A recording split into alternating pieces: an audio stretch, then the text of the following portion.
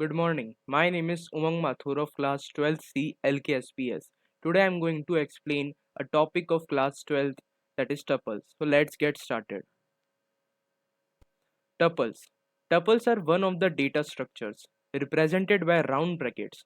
Tuples are immutable. That means not changeable. A element inside a tuple cannot be deleted or changed. Tuples allows duplicate elements. That means a element inside a tuple can be repeated any number of times. Tuples are ordered data structures. That means tuples maintain the order of data insertion. Next we have syntax. For example, a is equals to 1, 278, 3, 99, 0 and 21. It is an example of a simple tuple because all the element inside this tuple are of single data type, that is integer. The second example we have of mixed tuple, in which we have included strings, list, float, etc. Then there is a condition of a tuple inside a tuple. This condition is referred as nested tuples. So this example D is an example of nested condition tuple. Then we have a function here which converts strings and list etc. into tuples. That is print tuple and the variable name in which that list or string has been stored. Next we have indexing. So I have kept an example here of probe. There are two types of indexing, positive and negative. Positive starts from left to right and negative starts from right to left. So positive 0, 1, 2, 3, 4. Likewise of negative -1, -2, -3, -4, -5. Then indexing can be used to access each element inside a tuple by the help of square brackets. For example, print a square bracket 0. So at the index number 0, we have element p. So p is been output. Likewise, other examples like a is equals to square bracket -4. So at the index -4, there is element r. So it's been outputted here. So next we have operations. First is membership operator, in and not in. It gives result in boolean true and false. Example, a is equals to 1 2 3 4 5 and b is equals to 1 2. So let's understand this by an example. Print b in a. So if the elements of tuple b are present in elements of tuple a, then it prints true. So we have result here true because 1 2 elements of b are in tuple a, that is 1 2. So next we have print capital H in B. No, because capital H is not present in tuple B, so it will print false. Next we have concatenate operator. In simple word, it adds two or more tuples or merge them together. The added or merged tuples element are then added at last. For example, a is equals to 1, 56 and then hello.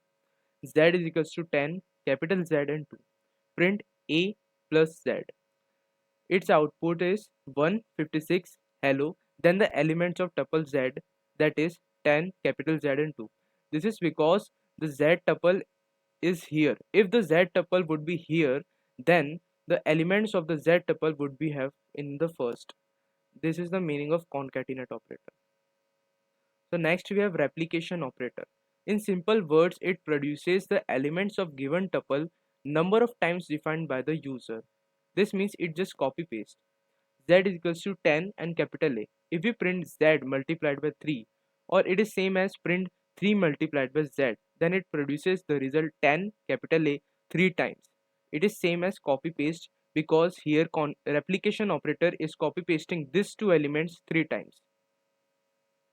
So next we have relational operators, that is greater than equals to, lesser than equals to and not equals to. For example, a is equals to 1 to 3, b is equals to 4 5 6 and c is equals to capital A 2 as well as d is equals to small a and 0. So let's understand the relational operators by examples. Print a greater than b. So when we relational operators are used for comparison. So when we compare two tuples, the first element of each tuple is being compared. So here 1 is smaller than 4. So there it prints false because 1 is never greater than 4. There is one special condition here. We cannot compare a string to an integer type. It prints error. As and also if we compare string to a string type, it prints false and true. Why? Because we are comparing here ASCII code of capital A and small a. The ASCII code of capital A is smaller than smaller a. That's why C greater than D is false, because in actual small a is greater than capital A in Python. Next we have packing and unpacking concept. It is very simple. In packing, we put values into a new tuple. Whenever we assign values to a new tuple like a is equals to 1, 2, 3, it is called packing. Then unpacking. In unpacking, we extract those values which were earlier assigned into variable a like 1, 2, 3 into single variables. In this, we assign each element a variable like x, y, z is equals to a. So here a represents the elements 1, 2, 3, x to 1, y to 2 and z to 3. Now there is a special condition here. On both sides, the number of variables as well as elements in tuple here a should be same. This means that the number of variables we are unpacking to the elements of a should be same. If we put x, y, z and w is equals to a, that prints not possible or error, because there are only 3 elements in tuple a and we are assigning 4 variables to it. So next we have functions which are performed in tuples. The first is len function. It just simply calculates the length of a tuple. Then we have index. It is used to find out the index value of a particular element in a tuple. Then we have minimum function. It is used to find minimum value in a tuple. Similarly max, which finds the maximum value in a tuple. Then we have del. It is used to delete the complete tuple, because an element inside a tuple cannot be deleted. A tuple can be deleted completely. Then we have count. It is used to count how many times an element is being repeated in tuple. As we discussed in the first slide, the tuple allows duplicate entries. Therefore, we can find here 1 several times. So this function is used to count how many times that element is being repeated. For example, a is equals to 1, 25, 6, 12 and 3 times 1. So let us understand each function by example. Print length a. So this the length of this tuple a is starts from here 1, 2, 3, 4, 5, 6, 7. So it's printing 7. Then we are finding the index number of element a, element 25. So 0, 1. So it will print 1. Then minimum value in this is 1. So it prints 1. Maximum value 25. So it prints 25. Now the count function. It counts the number of times the element 1 is being repeated in the tuple a. So it is 4 times. So it's printing 4.